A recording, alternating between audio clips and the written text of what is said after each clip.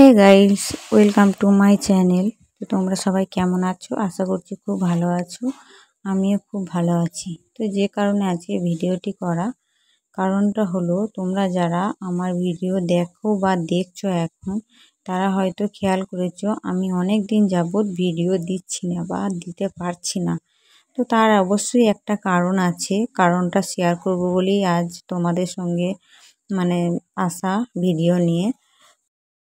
তো এই যে মানুষটাকে তোমরা দেখতে পাচ্ছ, মানুষটা হচ্ছে আমার বাবা। তো একবারে মাটির মানুষ, সাদাসিধে। তো কোনো মানুষ যদি ওনাকে বলে এটা ঠিক, তো এটা ঠিকই উনি মনে করে। আবার কেউ যদি বলে যে না এটা ভুল, তো ভুল। তো সেই রকমই একটা মানুষ। আর এই রকম একটা মানুষের যে এত বড় একটা রোগের সম্মুখীন হতে হবে, তোমরা কল্পনাও করতে পারিনি। তো বন্ধুরা, আমি যে ছোট থেকে এত বড় হয়েছি, তো আমার জীবনের এই প্রথম দেখা যে বাবা অসুস্থ, বিছানায় পড়ে আছে, এমনকি উঠতেও পারছে না, চোখ খুলে তাকাচ্ছেও না। তো এই রকম দেখে কেমন লাগে বলো তো? যে মানুষটাকে আমি এক মুহূর্তের জন্য শুয়ে থাকতে দেখি না, সেই মানুষটা এইরকম একটা অসুস্থ হয়ে পড়ে রয়েছে। তো এখন তোমরা দেখতে পেলে বাবাকে নিয়ে মানে ডাক্তারখানায় যাচ্ছে বাড়ির সকলে মিলে। তো গত ১ সপ্তাহ ধরে ট্রিটমেন্ট হচ্ছে আর ওষুধ খেয়ে তাও অল্প একটু সুস্থ আছে এবং হাঁটা চলাটা করতে পারছে। তো এর আগে একদম উঠতেই পারছিল না। তো এখন গেল আবার একটা রিপোর্ট করতে। এর আগে রিপোর্টে ধরা পড়েছে তো ব্রেন টিউমার।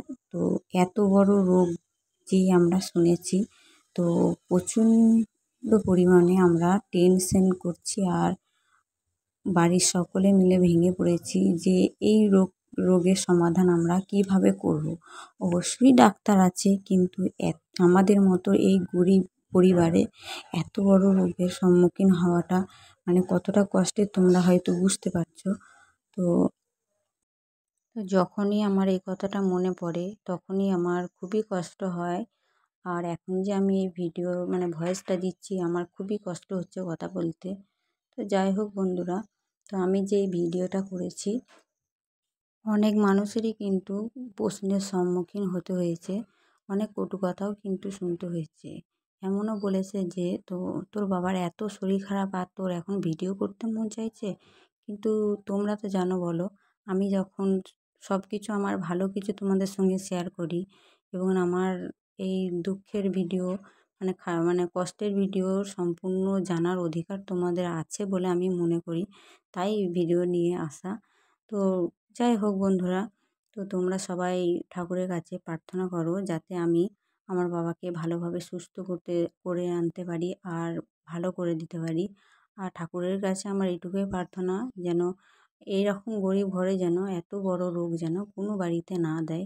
তো আমাদের হয়েছে, আমরাই বুঝতে পারছি যে আমরা কিভাবে কি করব। তাও ঠাকুরকে বিশ্বাস করি, উনি যখন এরকম প্রশ্নের মুখোমুখি আমাদেরকে করেছে, তো উনি উদ্ধার করবে এটুকুই আমরা মনে করি।